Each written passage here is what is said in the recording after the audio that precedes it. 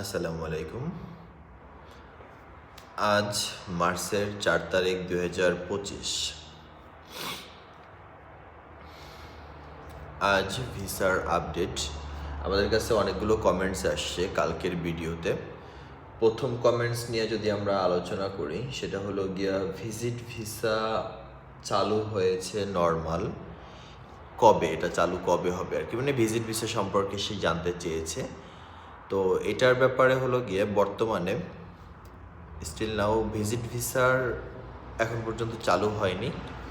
তবে কিছু কিছু ভিজিট ভিসা, আমরা প্রতিটা ভিডিওতে বলতেছি, বিগত দিনে কিছু কিছু ভিজিট ভিসা বের হয়েছে, যেগুলো আমরা দেখাইতেছি মার্কেটে, অনলাইনে, ফেসবুকে দেখতেছি ভিজিট ভিসা হয়েছে। এগুলো আসলে আমাদের নর্মাল ক্যাটাগরির না, এগুলো হাই প্রফেশনাল অ্যাজ লাইক বাংলাদেশের গভর্নমেন্টের রিকোয়েস্ট এই ভিসাগুলো হয়ে থাকে। সেকেন্ড হলো গিয়া 2 বছরের ফ্যামিলি ভিসা। 2 বছরের ফ্যামিলি ভিসা বাংলাদেশের জন্য স্টিল নাও অফ রয়েছে, কোনো আপডেট নাই। আপারা, ভাই বোনেরা, আপনাদের কাছে আপনারাই বেশিরভাগ আপুরা আমাদেরকে অনেক মেসেজ করে যে আসলে ফ্যামিলি ভিসার খবর কি। ফ্যামিলি ভিসার একটাই খবর যে এখন পর্যন্ত কোনো আপডেট আসে নাই।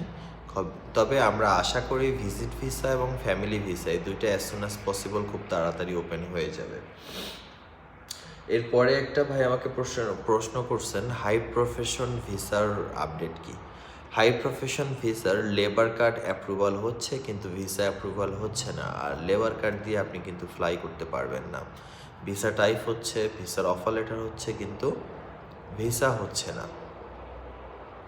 সো আপনার ভিসা না হলে আপনারা কিন্তু আসতে পারবেন না। এই চিন্তা করবেন না যে ভিসা টাইপ হলেই বুঝি হয়ে গেছে, না, এটা আসলে কিছুই হয়নি। ওকে, এর পরের কোশ্চেন হলো গিয়ে কোম্পানি ভিসা রমজান মাসে খুলবে কি না।